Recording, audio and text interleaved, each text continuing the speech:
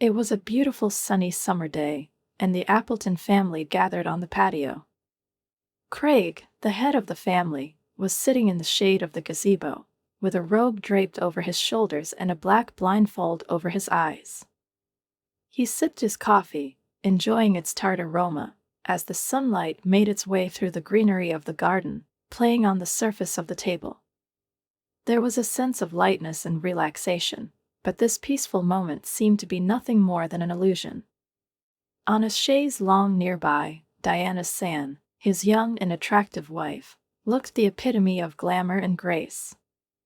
She was lying lazily sipping a cocktail, and her glossy curls were golden in the sun, like the finest strands of silk. Her posture radiated confidence, but there was a distinct coldness in her eyes, hidden behind dark glasses. Flattering her long dong, the name given to her cocktail, Diana casually flipped through the magazine, immersed in the pages where the brilliant images of a glamorous life only confirmed her impeccable appearance. Nearby, Lisa, Diana's 7-year-old stepdaughter, was running along the edge of the pool like a little angel, catching butterflies. The girl was spinning merrily with a net, her brown curls flew up like tiny clouds, and her cheeks were rosy with joy and play. Craig listened to her ringing laughter and smiled, but when Lisa ran too close to the edge of the pool, his smile was clouded by anxiety. "Lisa, stop running," he shouted, straining his voice. "Calm down, you can play in peace, at least for 5 minutes." Lisa pretended not to hear, continuing to chase the butterfly. Craig sighed heavily and thought about how fast his daughter was growing, how her interests were changing. Diana barely glanced at the girl over the top of her glasses and said, "You little brat, I told you to be quiet."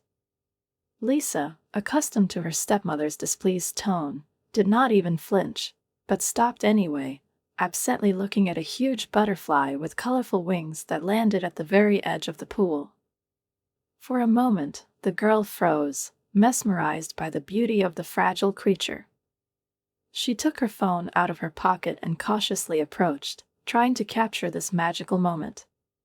But her foot, placed on the edge of the slippery tile, treacherously moved, and, unable to resist, Lisa fell into the pool, hitting the water with a loud splash. The little girl, accustomed to maternal affection and care, still felt like a stranger next to her new stepmother, and this did not escape Craig. He saw his daughter trying to please Diana, trying to be obedient and unobtrusive, but her efforts often went unnoticed. Diana, confident in her attractiveness and position, believed that her own life, with daily workouts, beauty treatments, and other pleasures, required attention and time. She didn't want to give up her freedom for Lisa, although she sometimes tried to pretend to care in order to please Craig.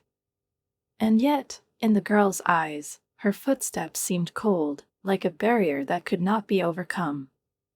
"Well," Diana said, getting up from the chaise longue and throwing on a light silk robe, "I hope you find a babysitter as soon as possible.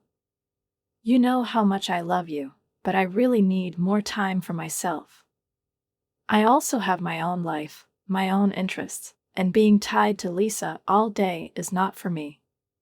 Training, fitness, massage, self-care, all this requires attention if you want me to remain the woman you once loved." She glanced at Lisa, who was sitting on the bench, and did not even try to hide her slight irritation. "Well, I have to go, manicure at noon, and then massage at 2. You won't miss me too much, will you, darling?" She laughed a little, as if the joke could ease the tension in the air. Craig returned her faint smile and watched her leave. Diana disappeared through the door, and at that moment Lisa quietly, as if afraid of being heard, moved closer to her father, wrapped her small arms around his neck and pressed herself against his shoulder. "I'm sorry, Daddy, I really didn't mean to. I just don't understand why Diana doesn't like me. You see it too, don't you? She's mad at me all the time, like I'm to blame for everything." Her voice was weak, but there was sadness and loneliness in it, characteristic of a small heart longing for a long-gone mother. Craig hugged Lisa, hugging her to him, and sighed heavily. "Baby, you know I miss your mom too. She was a wonderful woman, kind and gentle. She will always be with us, only now she is in heaven. But, Lisa, Diana and I are also trying to get on with our lives. And I promise, we will find you a babysitter. I will choose the one who will be kind to you. Another candidate is due to arrive today." Lisa nodded against his shoulder. She kissed him on the cheek, quickly slipped out of his arms and ran to play with dolls on the lawn. Craig remained sitting on the bench, staring after her. Her laughter echoed through the garden, but his thoughts went back to the happy days when he was still with Vanessa. Craig sighed, thinking. He understood that the situation required him to be careful, especially when it came to Lisa, his only daughter, but for some reason his heart told him that there was something sincere and warm about Carol that was so lacking in this house. He was still hesitating when Lisa, clinging to him, said cheerfully, "Dad, please. Carol is kind and very funny. She said she would teach me how to make flower wreaths and build fairy houses in the garden." Listening to her clear voice, Craig felt something almost forgotten in his chest, warmth and joy that had long left this house. He saw Lisa beaming, as if she had a premonition that her request would be heard, and this scared him, because he understood that Carol was a mystery, and her sudden appearance was alarming. "Okay," he said, trying to suppress the slight tremor in his voice. "But, Carol, I hope you understand the responsibility you're agreeing to. If I see that Lisa is not receiving proper care, we will have to say goodbye," he said, clearing his throat. "You will accompany her everywhere, make sure she is safe, and, of course, help her with her studies." Carol nodded, and he saw something in her gaze that he couldn't put into words. She held out her hand, and Craig hesitated, shook it, feeling the gentle, almost weightless confidence of her fingers. Diana, who was watching this scene from the doorway, imperceptibly grimaced. She was looking at Carol intently, as if she were a potential rival, without any hint of sympathy. Her gaze was cold, searching, as if Diana appreciated the girl as another obstacle on the way to a serene life. "Carol," she said softly to the young girl, "I hope you understand that life in this house has its own rules.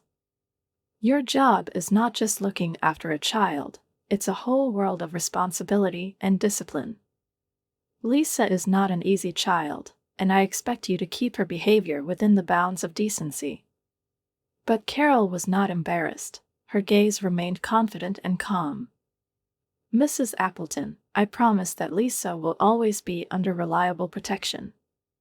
I have no experience, it is true, but I have always believed that children are little miracles who need only a little care and understanding."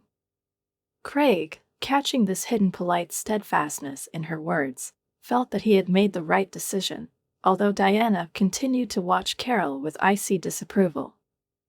Craig looked at Carol with interest. Her face was slightly flushed, and her gaze was both embarrassed and glowing with sincere love for music. He sensed that there was some deep story behind her modest words, perhaps the pain that she had learned to hide, like a person who knew how to survive, leaving the past behind. "Music always touches the heart," Craig said with a slight sadness in his voice, sitting down on the edge of the piano. "Especially when feelings and memories are embedded in it." He ran his fingers over the keys, and they responded with a soft ripple of sounds. Carol looked at his hands, intently, as if studying their movements, and seemed to forget about everything except the music. "Let's play together," he suggested, turning to her with a slight, almost paternal warmth in his eyes. "Maybe we can do something magical." Carol nodded and sat down at the keyboard next to Craig again. Lisa, holding her breath, sat down on a small chair nearby and watched curiously as her father and the new nanny began to play. Their melody flowed easily and smoothly, combining nostalgic notes with light, cheerful chords. Craig felt his long-forgotten love for music gradually come to life, and his face lit up with happiness. Diana, passing by and hearing their game, stopped. Her face reflected obvious displeasure for a moment. It seemed to her that every moment spent with Craig, Carol, and Lisa only distanced her from this cozy world in which she already saw herself as the only mistress.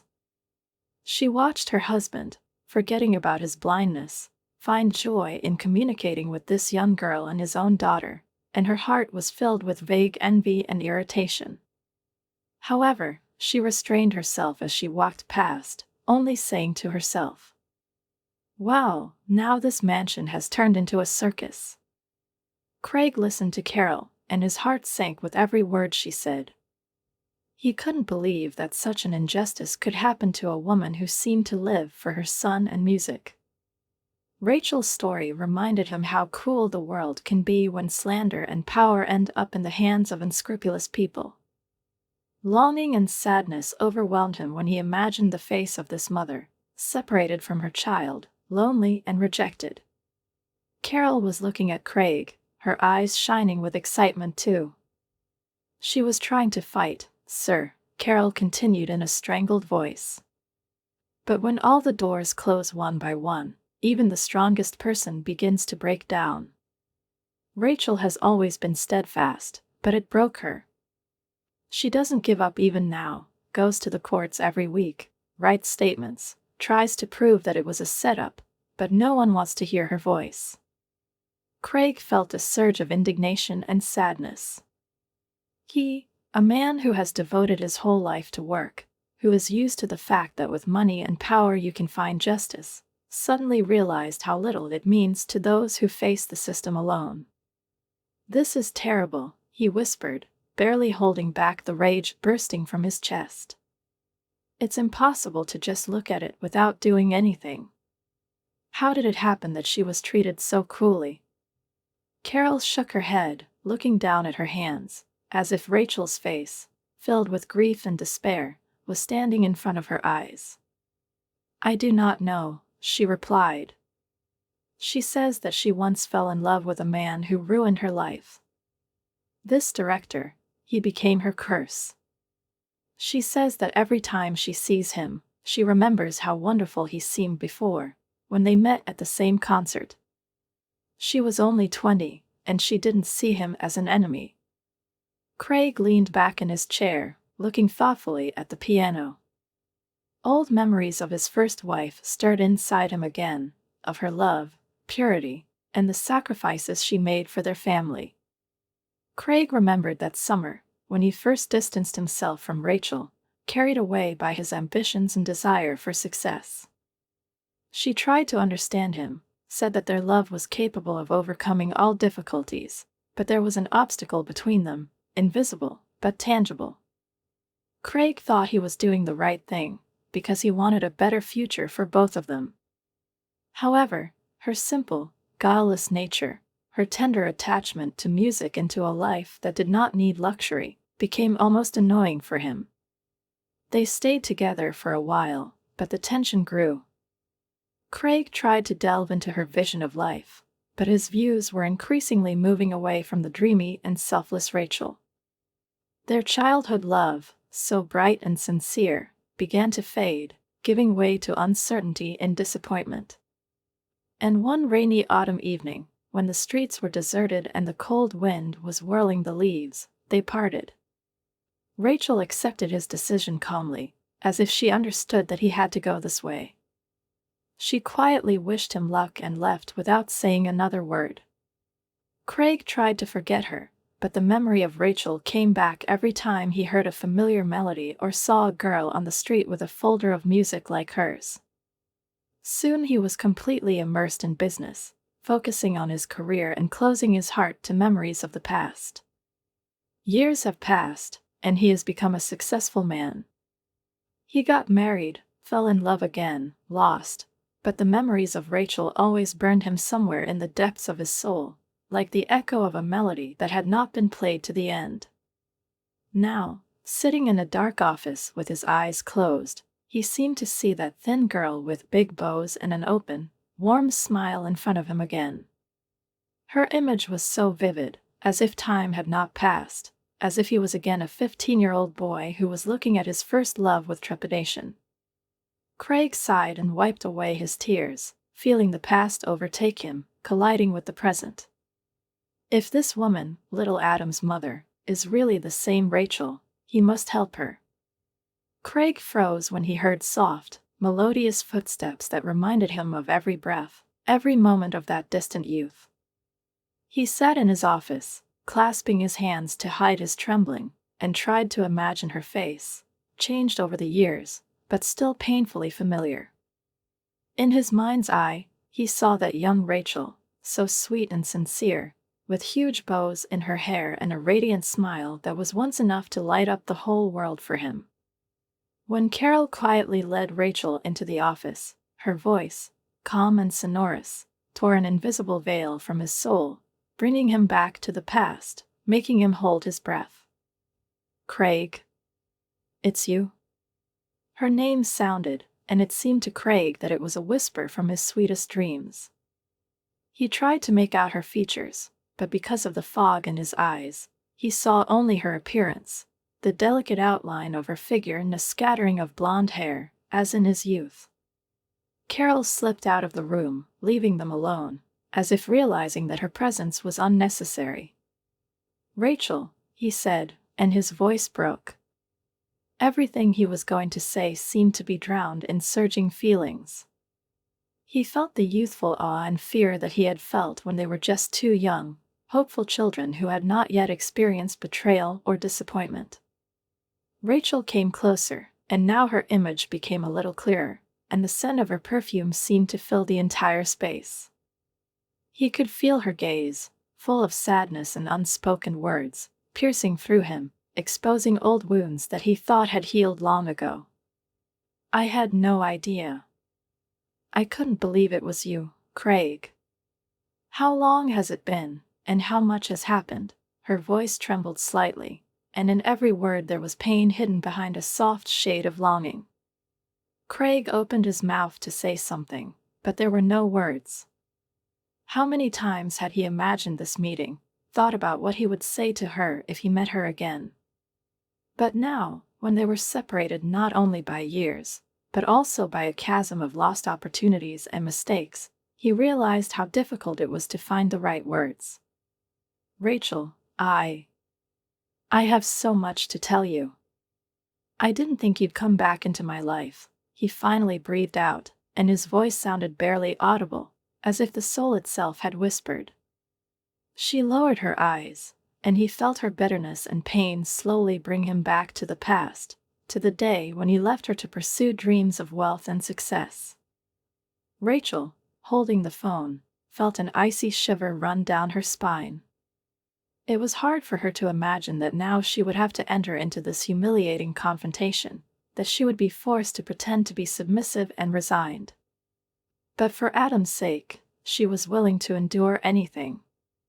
Craig squeezed her hand and looked at her with reassuring tenderness, and it gave her strength. "You can do it," he whispered, squeezing her hand again. "I'll be there, and we'll do everything to get Adam back." Rachel sighed and dialed the number of the director, who seemed pleased to hear her agreeing voice. She offered to meet at the appointed place, as if she accepted everything. The old lecher's voice, coming from the other side, was oily and smug. "Rachel, I thought you'd come to me," he said mockingly. "I'm still waiting for you to learn how to make decisions faster." Rachel could barely contain her disgust, pulling on a mask of submission, but her gaze remained cold and firm despite her fear and anger. Craig, meanwhile, put the tiny microphone they had received from Henry around her neck.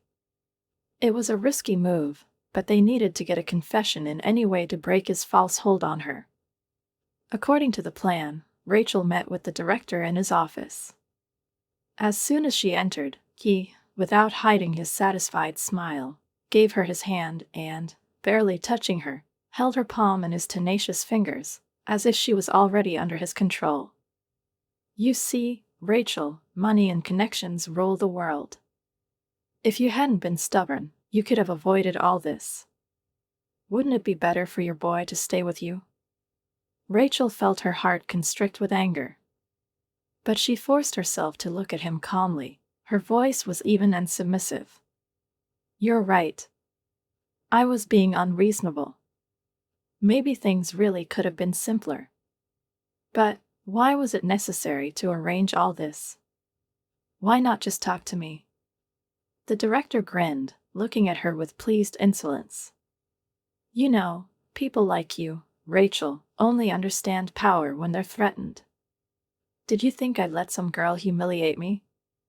Yes, I will destroy it, and no one will even notice. So let's not break down, okay? These words were her last test, but she stood it. Rachel clenched her teeth and continued to speak, allowing the director to vent all his meanness and complacency himself. After a few minutes, their conversation ended, and the director, with a sense of complete authority, went to the table, confident in his superiority. As soon as she left the office, Rachel took off the microphone and looked at Craig, who was standing outside, holding back his excitement. She collapsed into his arms, barely holding back sobs of horror and relief. Henry immediately reacted by sending the recording to the appropriate authorities. The evidence was incontrovertible. It had only been a couple of days, but for Rachel and Craig it was a waiting time filled with anxiety and excitement. Rachel clutched the glass in her hands, barely hiding her rage. She knew that his every vile exhalation, every word was being recorded, and now this smug predator had finally given her everything she needed. Inside, her heart was bursting with fear and hatred, but the thought that she had to be steadfast for Adam's sake made her hold on. Edward, she said, keeping a timid smile on her face, you know yourself that I'm ready for anything for my son, but so suddenly. Let me get used to this situation, okay? She handed him a glass, hoping to distract him for a minute, and all the while she was moving imperceptibly closer to the window. Edward, all fired up, came up to her, grinning like a pleased cat, and took the glass, not taking his eyes off her. Oh, my bird, he croaked, taking a sip. I'm sure you'll get used to it very quickly, and the sooner the better for you and your boy. Rachel, restraining her disgust, pretended that she was going to comply with his request. She slowly began to untie the lace on her blouse, when suddenly, exhaling sharply, she rushed to the window and threw it wide open.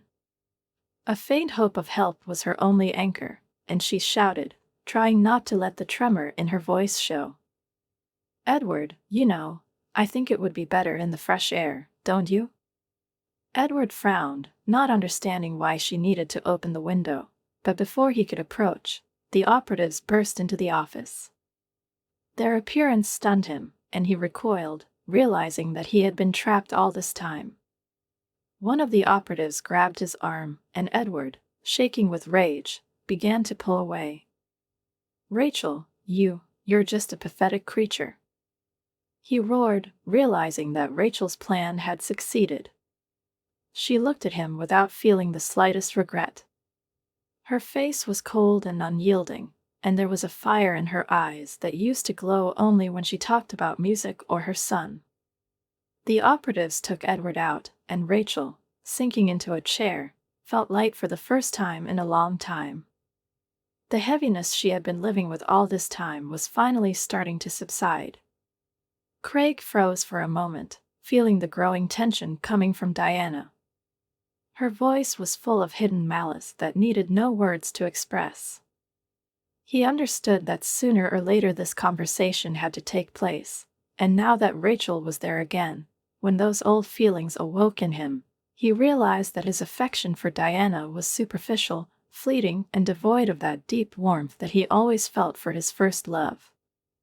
Diana, he began calmly, choosing his words, although he could not see her face, but he felt perfectly well how every sound of it would inflame her anger. It may not be easy for you to understand this, but I was mistaken. I was wrong when I thought I could forget Rachel and live without her. I'm grateful to you for the time we spent together, but Diana couldn't stand it and interrupted him, her voice full of sarcasm and contempt. Are you grateful? So all this time I was just a beautiful toy for fun while you were dreaming about your perfect Rachel?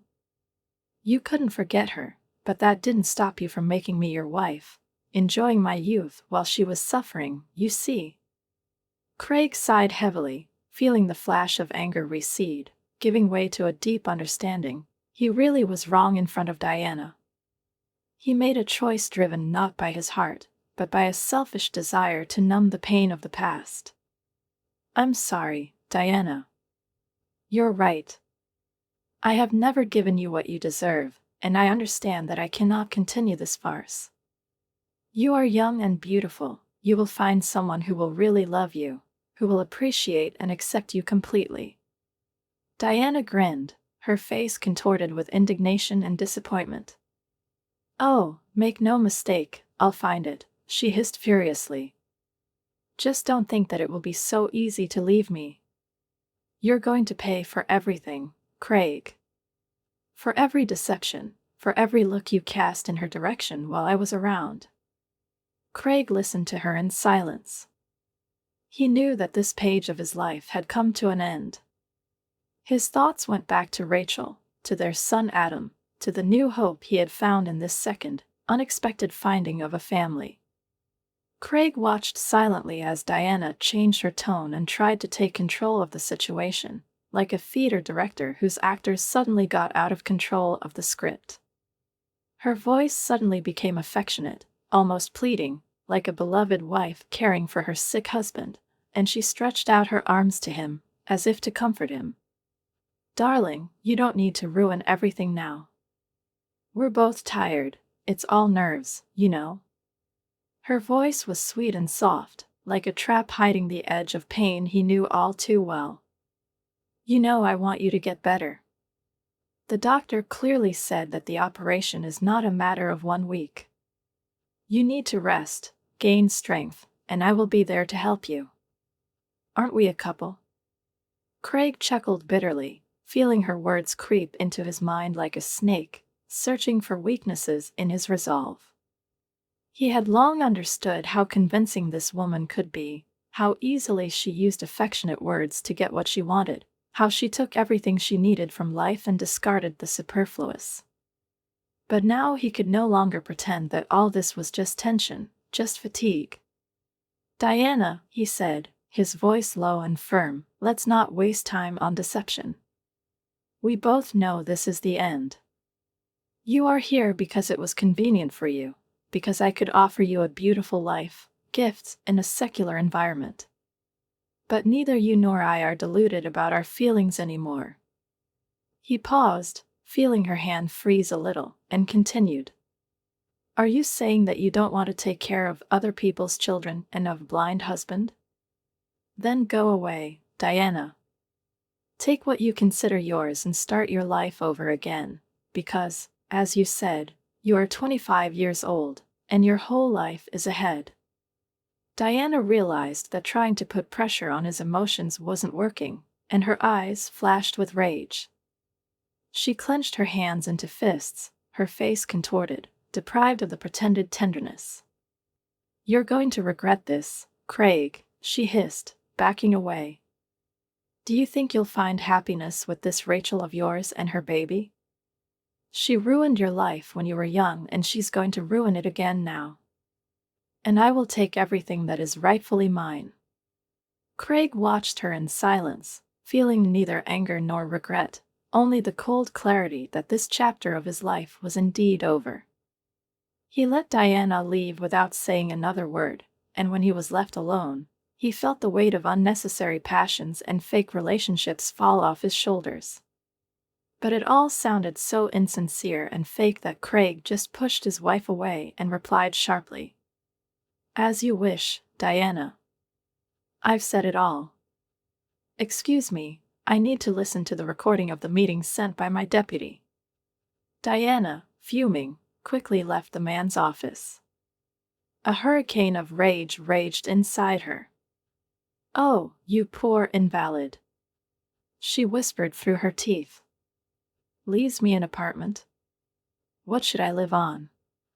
Go to work? No way. I'm not cut out for this. Wait, Craig, I'll get you. You will remember me for a long time. Craig did not listen to his wife and decided to consult with the professor. Rachel offered to go with him to support him as a friend. It was so touching and pleasant. Carol and Lisa were engaged in drawing and modeling that day after school. They came home late and, entering the house, froze in horror. The house was in a terrible mess. The safe was open and empty. A lot of expensive things and equipment were missing.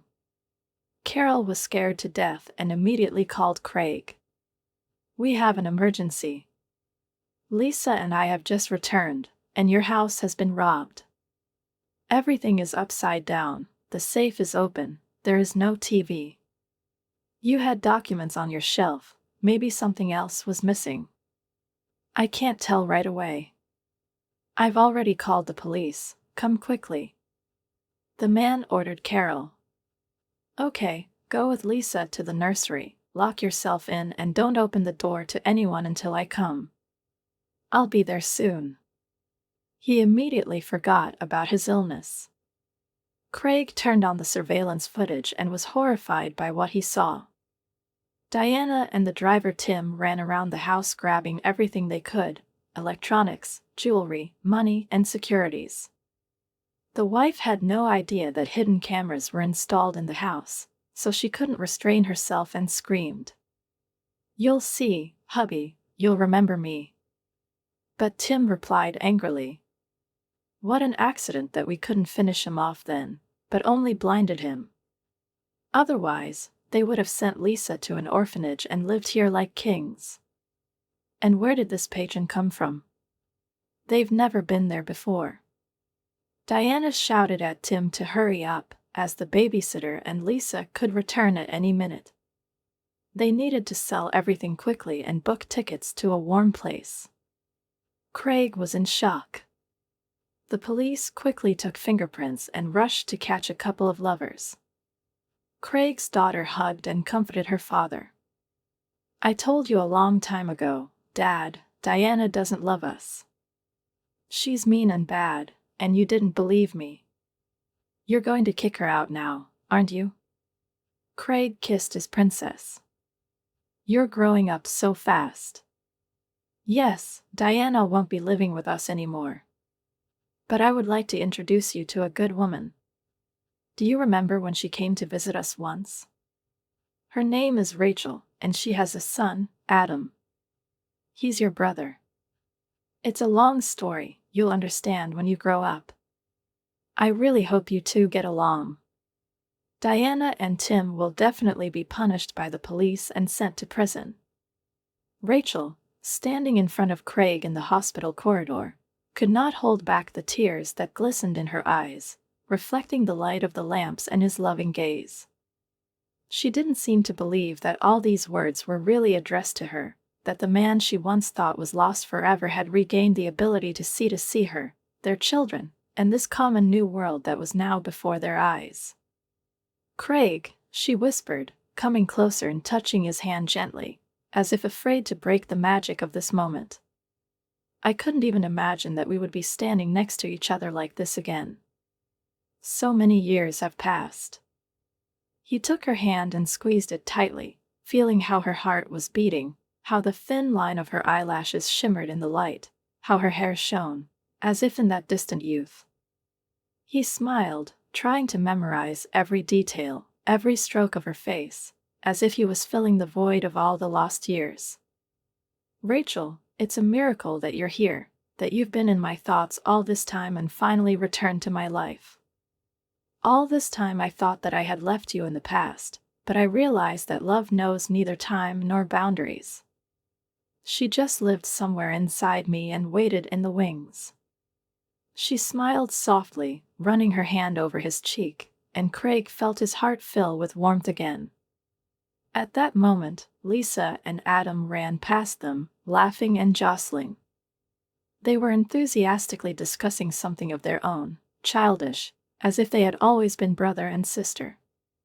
It reminded Craig that now he doesn't just have a family, he has a home filled with children's laughter, warmth, and joy that he has been waiting for so long. Behind the children was Carol, who looked fondly at this new family that she had helped reunite. Craig nodded gratefully at her, and she, realizing that her presence was unnecessary right now, smiled faintly and walked away, leaving them alone. Carol. I'll never be able to thank you enough, Craig whispered, glancing at the babysitter who had done so much for his daughter and for himself by giving him a meeting with Rachel. You reminded me of what's really important. Carol nodded slightly, and her look said more than her words. She quietly walked away to the children, watching Lisa and Adam laugh and play, and smiled as she saw how their families finally became one. Craig turned to Rachel and looked at her again, admiring every feature of her face. Rachel, he said, a little worried, I don't want to lose you again. Everything that once was is in the past. Now we have a future. Let me share it with you, let me be there for you, to give you the happiness that we dreamed of back then, in our youth. She nodded silently, and her eyes shone with the same tremulous happiness that they once shared with each other, like two halves of the same soul. Since Craig made the fateful decision to leave the business world in order to devote himself to family and music, a special atmosphere has reigned in their house, warm, sincere, and filled with joy. Every day began with Craig sitting down at the old piano and playing tunes that had long been deposited in his heart. These sounds seemed to awaken everything around, filling the house with light and memories of the past, which was now not bitterness, but the source of happiness. Rachel, looking at him, felt like the very young girl who once fell in love with this talented and slightly daring musician. Together they looked through his old sheet music, laughed at sketches from their student years and shared the dreams they still had. Now they were making plans for their new shared dream, a private music school that they wanted to open for children to inspire them, as music once inspired them. Lisa and Adam enthusiastically followed everything that was happening. Lisa, perky and cheerful, easily remembered the melodies that Craig played in the morning. Adam, at first reserved and quiet, soon also began to reach out to music. Under Rachel's guidance, the children enjoyed practicing, mastering the first musical exercises, and often organized home concerts where laughter and applause filled the entire space. Carol, who stayed by their side as a babysitter and family friend, also took part in their music lessons, encouraging Lisa and Adam and creating that cozy atmosphere that the children loved so much. She became an important part of this new family, which made Craig wonder more than once how much her support had influenced their reunion. One day, when the aroma of freshly baked bread and the sounds of the piano were in the air, Rachel looked at Craig and smiled, saying softly, Craig, you know, I think that our school should become more than just a musical one. Let there be a place where every child can discover their talents, whether it's playing an instrument or singing, or maybe even drawing and dancing. Let's help them feel the magic that you and I have always felt in music. Craig gave her a bright, grateful smile, took her hand and nodded. Rachel, that's a great idea.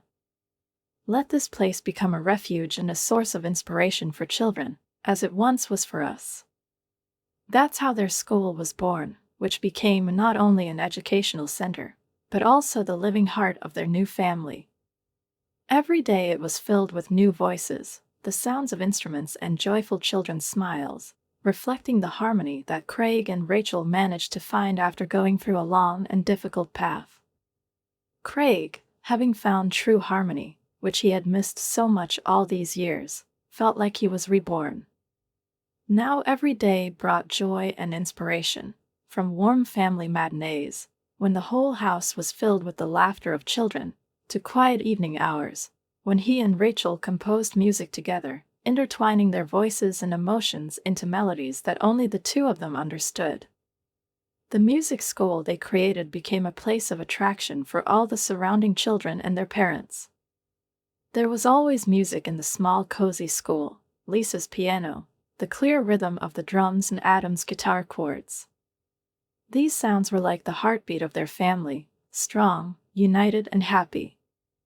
Lisa, with her cheerfulness and lively character, loved to arrange concerts, attracting attention and inspiring other children to take classes. Adam, calmer and more focused, immersed himself in music, getting lost in the sounds of the guitar, and every day he became a real master of his craft. On quiet evenings, Rachel, sitting at the piano, played her own melodies, which became the voice of her soul. These compositions sounded in their house like memories and dreams embodied in music. Craig played along with her, improvising on the guitar, and often, after completing another piece, they would start singing together, adding verses written by Craig. These family songs, full of love and tenderness, had become a true treasure for them all. Sometimes in the evening, people from the city came to their house, shrouded in the sounds of music, who heard about an amazing school where everyone could find themselves and learn to express their feelings in sounds and rhythm. Over time, the Appleton Music School has become not only a center of creativity, but also a symbol of family harmony and the beauty of life, accessible to everyone who is ready to follow their dreams. So the years passed, and Craig's life, once devoid of true meaning and filled with only fleeting passions, finally found the light he had always been looking for. Now he lived not for success, not for money, but for the smiles of his loved ones and the joy he gave to others, inspiring them on their own path to happiness and harmony.